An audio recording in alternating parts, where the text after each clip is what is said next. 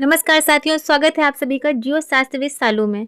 तो आज हम लोग बात करने वाले हैं भारत का भूगोल के बहुत ही महत्वपूर्ण प्रश्न जो कि तमाम प्रतियोगी परीक्षाओं जैसे कि UGC net, JRF, set, PAT, PGT और ऐसी बहुत सारी परीक्षाएं हैं जिनके लिए क्वेश्चंस बहुत ही हेल्पफुल रहेंगे। तो इसके लिए आप लोग वीडियो के अंत तक बने रहें और वीडियो को लाइक, शेयर, सब्सक्राइब करना बिल्कुल ना भूलें।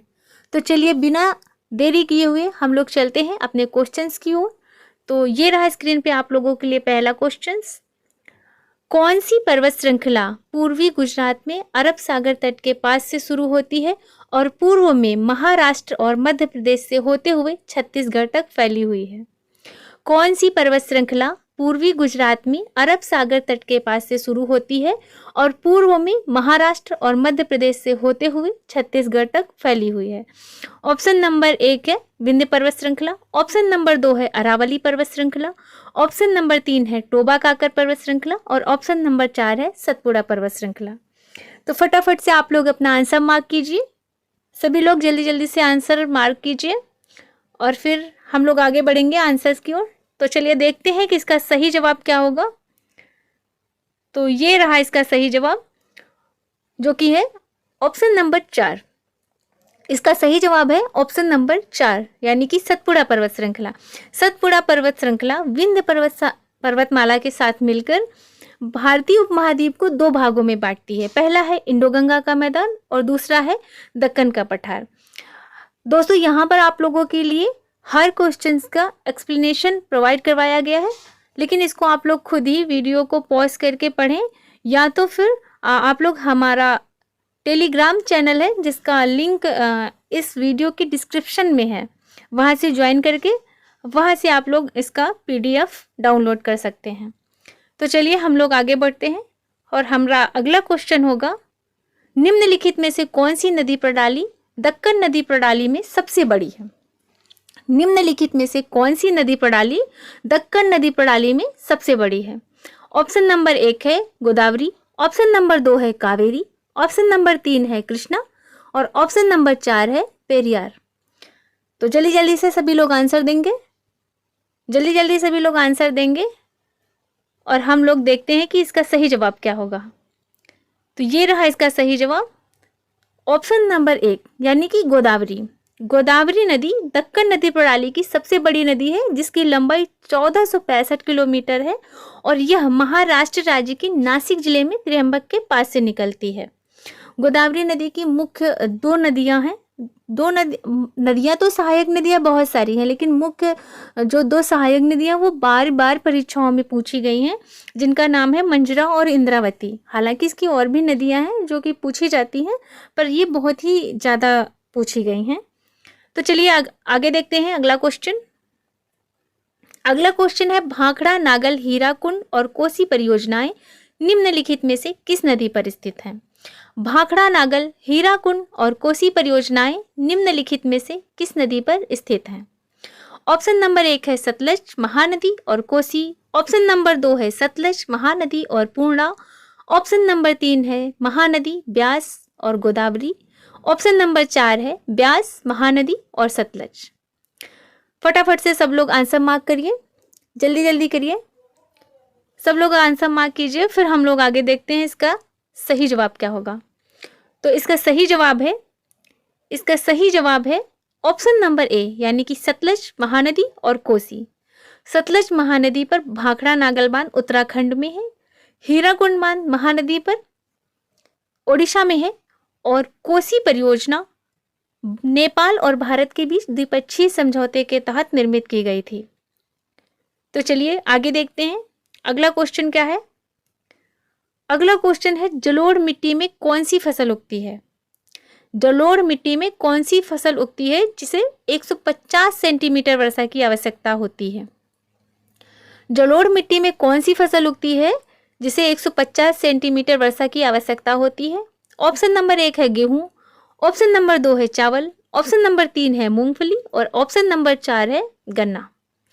फटाफट से सब लोग आंसर मार्क कीजिए, जल्दी जल्दी करिए।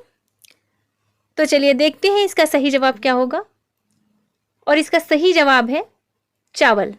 इसका सही जवाब होगा ऑप्शन नंबर बी यानी कि चावल। चावल यानी कि धान की फसल। धान की फसल के लिए जो औसत वर्षा की आवश्यकता है वो 150 सेंटीमीटर होती है। हालांकि जिन क्षेत्रों में 100 से 200 सेंटीमीटर की वर्षा होती है वो इस फसल के लिए उपयोगी माने जाते हैं। धान की फसल के लिए जो तापमान है वो 16 डिग्री सेंटीग्रेड से लेकर 27 डिग्री सेंटीग्रेड के मध्य होना चाहिए और इसके लिए जो जलोढ़ मिट्टी है वो बहुत ही उपयोगी मानी गई है। तो चलिए आगे बढ़ते हैं। एक्सप्लेनेशन दिया है दोस्तों, आप सभी लोग खुद से पढ़ना। चलिए हम लोग अगला क्वेश्चन देखते हैं। अगला क्वेश्चन है, भारत के सिंचित क्षेत्र के सबसे बड़े अनुपात के लिए निम्नलिखित में से सिंचाई का कौन सा स्रोत जिम्मेदार है? भारत के सिंचित क्षेत्र के सबसे बड़े अनुपात के लिए निम्नलिखित में से सिंचाई का कौन सा स्रोत जिम्मेदार है? ऑप्शन नंबर 1 है नहरें, ऑप्शन नंबर 2 है टैंक, ऑप्शन नंबर 3 है ट्यूबवेल और ऑप्शन नंबर 4 है कुएं। जल्दी जल्दी सब लोग आंसर करेंगे, फटाफट से सब लोग आंसर करेंगे। और चलिए हम लोग देखते हैं कि इसका सही जवाब क्या होगा। इसका सही जवाब है ऑप्शन नंबर सी यानी कि ट्यूबवेल। ट्यूबवेल से सबसे बड़े क्षेत्र में और सबसे ज़्यादा मात्रा में सिंचाई की जाती है। चलिए अगला क्वेश्चन देखते हैं। अगला क्वेश्चन है, निम्नलिखित में से किस राज्य में भारत के पहले स्मार्ट आदिवासी गांव का उद्घाटन किया गया है? निम्नलिखित में से किस राज्य में भारत के सबसे पहले स्मार्ट आदिवासी गांव का उद्घाटन किया गया है? ऑप्शन नंबर 1 है जम्मू कश्मीर, ऑप्शन नंबर 2 है गुजरात, ऑप्शन नंबर 3 है छत्तीसगढ़ और ऑप्शन नंबर 4 है तमिलनाडु। तो जल्दी जल्दी सब लोग आंसर करेंगे, फटाफट से आंसर करेंगे, फिर हम लोग इसका आंसर देखते हैं। चलिए इसका आंसर देखते हैं कि क्या है इसका सही जवाब।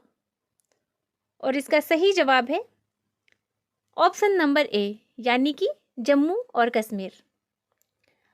जम्मू और कश्मीर के राजौरी जिले में हब्बी गांव है और उसे ही पहला स्मार्ट आदिवासी गांव के रूप में उद्घाटित किया गया है। तो चलिए अगला क्वेश्चन देखते हैं। अगला क्वेश्चन है, निम्नलिखित में से कौन सा पर्वत पूर्वी घाट का हिस्सा नहीं है? निम्नलिखित में से कौन सा पर्वत पूर्वी घाट का हिस्सा नहीं है?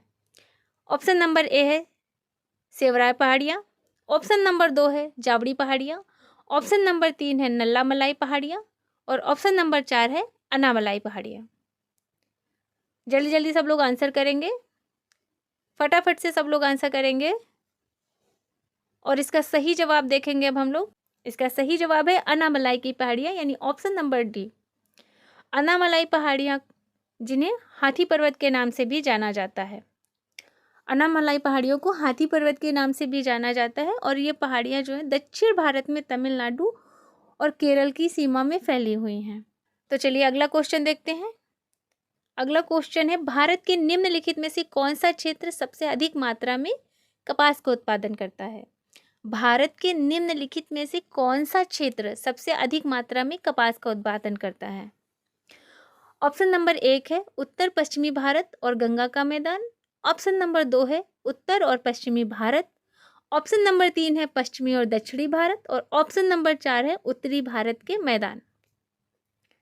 तो जल्दी जल्दी से सब लोग आंसर बताएंगे, फटाफट से सब लोग आंसर बताएंगे। तो क्या है इसका सही जवाब? चलिए देखते हैं।